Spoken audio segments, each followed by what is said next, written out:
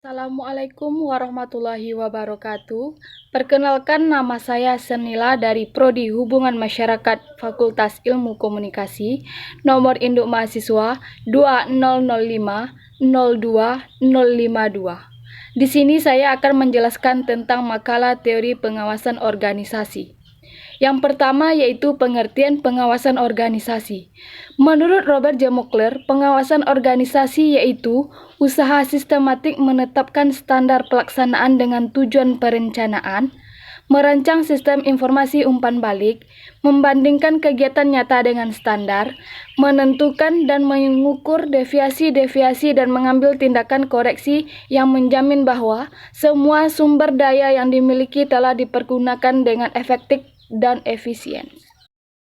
Adapun syarat-syarat pengawasan organisasi yaitu ada 9. Yang pertama, pengawasan harus mendukung sifat dan kebutuhan kegiatan. Yang kedua, pengawasan harus melaporkan setiap penyimpangan yang terjadi. Yang ketiga, pengawasan harus mempunyai pandangan ke depan. Yang keempat, pengawasan harus objektif, teliti, dan sesuai dengan standar. Yang kelima, pengawasan harus luas dan fleksibel. Yang keenam, pengawasan harus serasi dengan pola organisasi. Yang ketujuh, pengawasan harus ekonomis. Yang kedelapan, pengawasan harus mudah dimengerti. Dan yang terakhir yaitu pengawasan harus diikuti dengan perbaikan atau koreksi. Selanjutnya yaitu sejarah pengawasan organisasi. Yang pertama, adaptasi lingkungan merupakan agar sebuah perusahaan dapat beradaptasi dengan perubahan yang terjadi di lingkungan perusahaan, baik itu internal maupun eksternal. Yang kedua, meminimalkan kegagalan. Ketika perusahaan menjalankan kegiatan produksi, misalnya perusahaan memiliki target produksi sebanyak 10.000 unit, maka perusahaan berharap bagian produksi bisa menghasilkan produk sebanyak itu.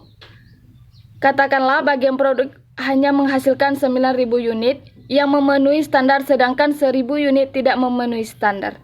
Yang ketiga yaitu meminimumkan biaya. Sebagaimana contoh di atas, jika target terpenuhi maka biaya dapat diminimalkan. Akan tetapi, jika kondisinya seperti di atas, 1.000 unit tidak memenuhi standar, maka hal itu tidak bisa dikatakan meminimalkan biaya, malah menambah beban biaya produksinya. Yang keempat yaitu mengantisipasi kompleksitas dari organisasi. Tujuannya terakhir dari fungsi pengawasan adalah agar perusahaan dapat mengantisipasi berbagai kegiatan organisasi yang kompleks. Selanjutnya yaitu pentingnya pengawasan organisasi.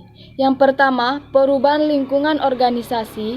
Yang kedua, peningkatan kompleksitas organisasi. Yang ketiga, meminimalisasikan tingginya kesalahan-kesalahan. Yang keempat, kebutuhan manajer untuk mendelegasikan wewenang. Yang kelima, komunikasi. Yang keenam, menilai informasi dan mengambil tindakan korektif.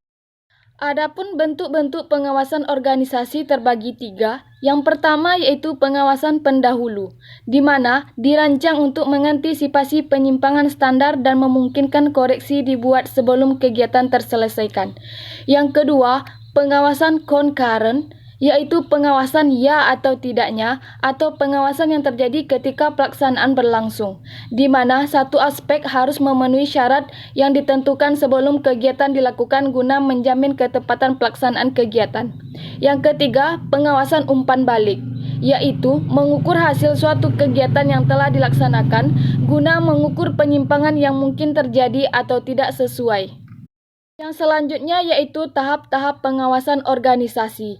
Yang pertama, tahap penetapan standar. Tujuannya adalah sebagai sarana, kuota, dan target pelaksanaan kegiatan yang digunakan sebagai patokan dalam mengambil keputusan. Yang kedua, tahap penentuan pengukuran pelaksanaan kegiatan. Yang ketiga, tahap pengukuran pelaksanaan kegiatan beberapa proses yang berulang-ulang atau kontinu. Yang keempat, tahap membandingkan pelaksanaan dengan standar dan analisa penyimpangan. Dan yang kelima yaitu tahap pengambilan tindakan koreksi. Bila diketahui dalam pelaksanaan terjadi penyimpangan, di mana perlu ada perbaikan dalam pelaksanaannya tersebut. Selanjutnya yaitu jenis-jenis pengawasan organisasi ada 3. Yang pertama, pengawasan intern dan ekstern. Yang kedua, pengawasan preventif dan represif. Dan yang ketiga yaitu pengawasan aktif dan pasif. Adapun manfaat pengawasan organisasi itu sendiri ada 9. Yang pertama yaitu untuk memberi ruang reguler untuk supervisors untuk merenungkan isi dan pekerjaan mereka. Yang kedua, untuk mengembangkan pemahaman dan keterampilan dalam bekerja. Yang ketiga, untuk menerima informasi dan perspektif lain mengenai pekerjaan seseorang. Yang keempat, untuk menjadi dukungan baik segi pribadi ataupun pekerjaan. Yang kelima, untuk memastikan bahwa sebagai pribadi dan sebagai orang pekerja tidak ditinggalkan, tidak perlu membawa kesulitan, masalah dan proyeksi saja. Yang keenam, untuk memiliki ruang untuk mengeksplorasi dan mengekspresikan distres. Yang ketujuh, untuk merencanakan dan memanfaatkan sumber daya pribadi. Yang kedelapan, untuk menjadi proaktif bukan reaktif. Yang kesembilan, untuk memastikan kualitas pekerjaan.